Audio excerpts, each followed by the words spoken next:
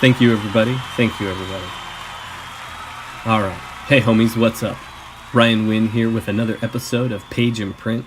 This time we're doing a digital version. Since I don't have the original artwork for this page, I thought we'd take a look at the original scan. And since we're going digital on that side of things, I thought instead of looking at the printed version, we'll do screen grabs from the digital version of the issue.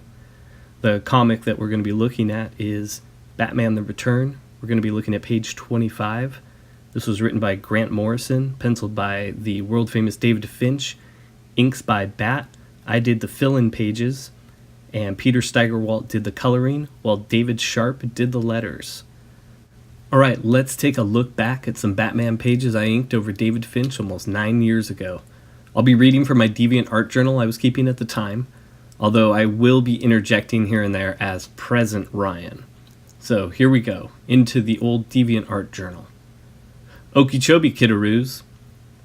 Alright, present Ryan's already back. I can't believe I introduced myself a journal like that. Okeechobee is a city in Florida. I passed through it once years ago, and the name became a stand-in for the word okay. So sometimes you will have to bear with some strange lingo if you're going to hang out with me. I'll try to keep it to a minimum, though. Alright, back to the journal. This was my first in a series of uploads here for my Batman pages. My approach to inking David was to keep it simple, stupid. Coming at this after studying Mark Farmer quite a bit. My goal was to solidify the contours while trying not to noodle on his structure lines. Just define the shapes, keep the rendering clean. I had trouble on these pages because they were penciled on the rough DC boards, which wussy old me can't seem to handle very well.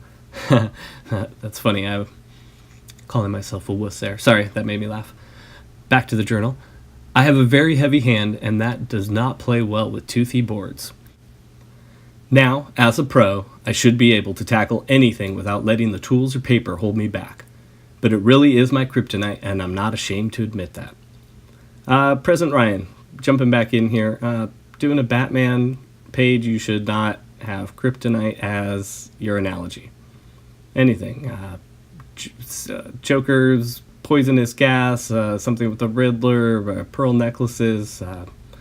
Alright, mine's out of the gutter, kids. Let's get back to this.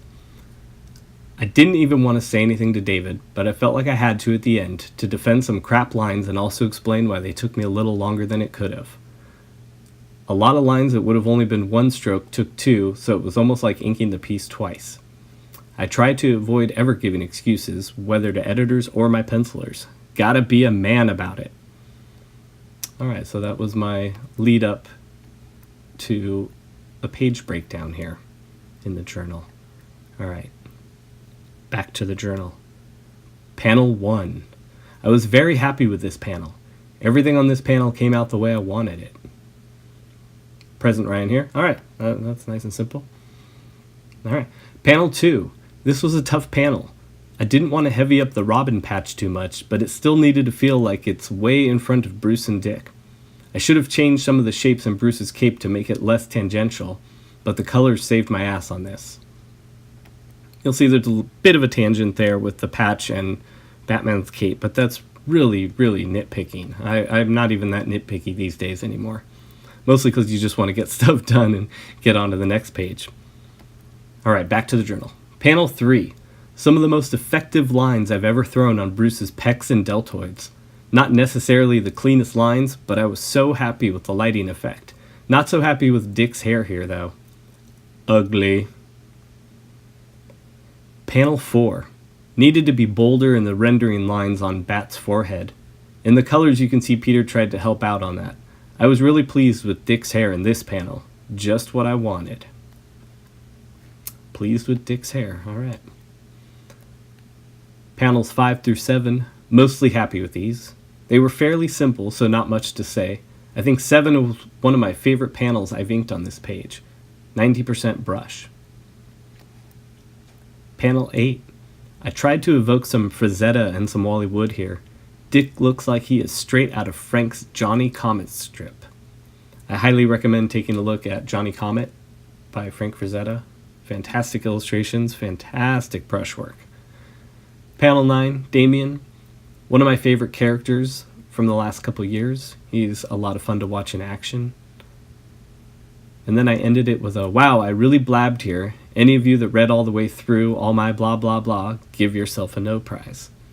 And President Ryan will say the same thing to you. Any of you that have sat through this video, give yourself a no prize.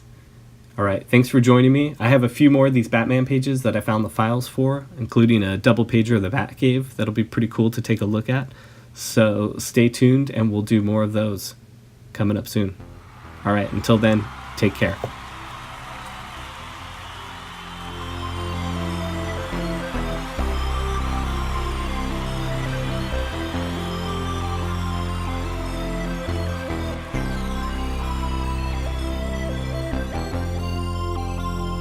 Stupid cat.